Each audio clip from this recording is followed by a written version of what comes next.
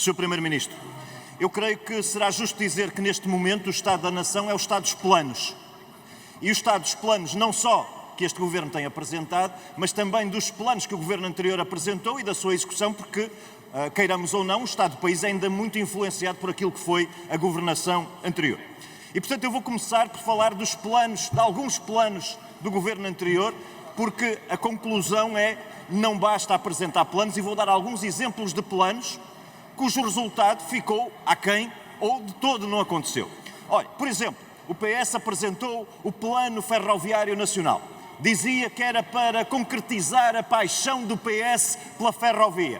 Resultado, ainda na campanha eleitoral tínhamos mais 1 quilómetro de linha em exploração de que quando o plano foi apresentado. Segundo exemplo, foi apresentado também e discutido aqui neste Parlamento um plano sobre as florestas. A maior revolução, dizia o PS, desde Dom Dinis. Nós sabemos o que aconteceu no terreno e como ficaram as florestas. Terceiro exemplo, o plano Costa e Silva. O plano Costa e Silva. Mas nós sabemos como o PS deixou esse plano, nomeadamente o PRR, do ponto de vista da sua execução. E, portanto, mais um falhanço do PS, apesar de um plano que foi apresentado. O programa Mais Habitação. Mais habitação, mas menos casas. Foi esse o resultado desse plano. O Plano Nacional de Alojamento do Ensino Superior, que prometia 12 mil camas. Nenhuma para a amostra foi deixada com esse plano. E já agora, Sr. Primeiro-Ministro, e aí vou-lhe dizer que perdeu claramente, houve até quem apresentasse um plano para 2 aeroportos, e o senhor só apresentou um. Portanto, veja bem como esta coisa dos planos funciona. E, portanto, Sr. Primeiro-Ministro, não basta apresentar planos, é preciso depois concretizá-los, é preciso que os planos sejam bons. Eu não quero fazer oposição destrutiva, reconheço que há áreas em que foram dados passos importantes, queria-lhe falar das áreas em que temos divergências mais importantes. E eu diria que, desse ponto de vista, nessas divergências, há planos que ficaram a meio caminho, há planos que vão pelo caminho errado e há até planos errados que vêm a caminho. Vou começar pelo pacotão.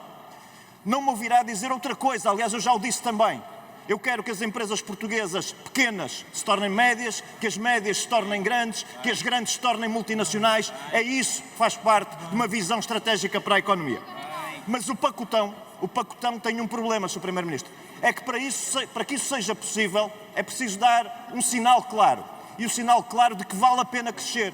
Mas quando nós quando nós mantemos, os senhores mantêm, a questão das derramas, estão a dar o sinal errado. Estão a dizer às empresas que não vale a pena crescer. E, portanto, os senhores ficaram nessa matéria a meio caminho.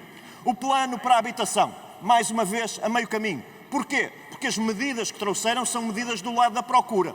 E as medidas do lado da oferta, Sr. Primeiro-Ministro. E o IVA da construção a 6%, que muitas vezes é o fator que decide se um plano de investimento vale a pena ou não para trazer mais casas. Meio caminho. E o plano da saúde. Bem, aí já estamos num caminho errado, porque temos uma divergência de princípio. O Sr. Primeiro-Ministro continua a entender que é possível manter o SNS no centro e apostar na complementaridade. Nós entendemos que não é já possível fazer e que, na realidade, esse caminho já foi feito. Não é por acaso que há 4 milhões de portugueses que têm seguros de saúde. Não é por acaso que há funcionários públicos e suas famílias, mais de 1 milhão de portugueses, que têm ADSE. Não vale a pena tapar o vento com as mãos. O caminho está a ser feito e aquilo que está a acontecer é que os mais desfavorecidos ficam agarrados a um SNS que não vai dar-lhes resposta. Queria também falar do caminho errado ou do meio caminho. Sim, os senhores estão a dar passos para os jovens. Sim, os senhores estão a dizer aos não residentes qualificados que afinal podem continuar a vir para Portugal porque têm um regime favorável. Mas há muita gente que não está a ser contemplada com a descida de impostos que deveria ter nesta altura. E depois, Sr. Primeiro-Ministro, o tal plano errado que vem a caminho. O plano da comunicação social e do apoio à comunicação social. Temos também aí uma divergência de princípio. Apoiar a comunicação social é a prazo. Criar as condições para que a comunicação social esteja dependente do poder político e isso é, para nós, perfeitamente inadmissível. O Sr. Primeiro-Ministro disse ainda ontem que o que foi anunciado e não foi feito não existe. Eu quero também dizer que o que está a ser anunciado, mesmo que seja feito, nestes casos que acabei de dizer, não vai ter grandes resultados. E, portanto, vou-lhe colocar 3 questões muito claras, porque pode tentar contraditar-me. Quantos licenciamentos vão existir no próximo ano a mais em termos de construção? Como vai ser a taxa de desemprego dos jovens, que está hoje ainda em 23%, e se pode garantir, tal como prometeu na campanha eleitoral, que em 2025 todos os portugueses terão médico de família? Muito obrigado. Obrigado, Sr. Deputado.